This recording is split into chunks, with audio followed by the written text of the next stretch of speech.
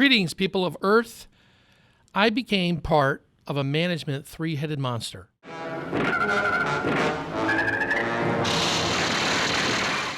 But it was part of our company's progress at growing.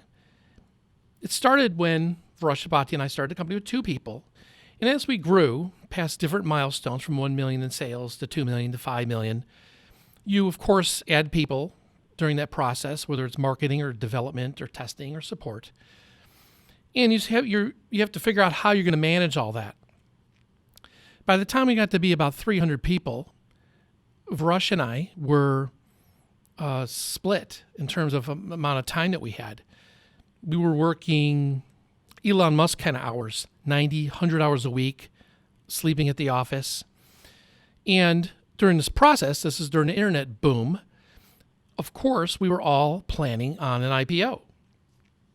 And we had a decent trajectory in sales, and we had actual real sales, unlike some other internet bubble companies.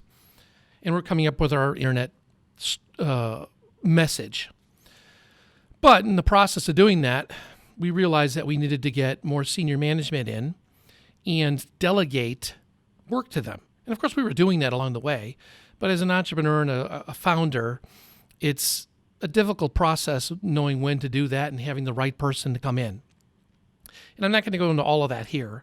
But basically what would happen is all the senior managers of the company, and let's say there's 20 because there's different groups, would all come into a meeting, usually once a week, sometimes more than that, depending upon what they're doing. And the 300 monster would be there. So there'd be myself, and I was the CTO person, co-founder, Varush Bhatia, the CEO, and Stan Martin, who was our president. And we hired him as a professional president, person that was going to help work the logistics and the process for growing the company into the IPO phase. Now, of course, Varush and I didn't fully let go because we're not letting Stan really run everything. So we had the 300 monsters. So people would come in, they'd have their weekly, I don't know if it was PowerPoint or presentation. We'd go through it and the 300 monster would go after them. Of course, we didn't call it that. When I would talk to other people, because I'm kind of an informal person, that's kind of what it ended up being called, was the three-headed monster meeting. Of course, from our point of view, we're all like, we got this IPO we want to go towards, and we got these venture people that just had funded us. I mean, we were self-funded for 10 years, but this was the stage right before going public, right? So I think probably for at least a year and a half to 2 years, the three-headed monster would devour, with the Spanish Inquisition process, devour the people coming in, jump all over them what they're doing, and then they would go back and make the changes. Now, that was what we were doing at the time. It probably wasn't the best way to do it. You know, a lot of decisions you can change later.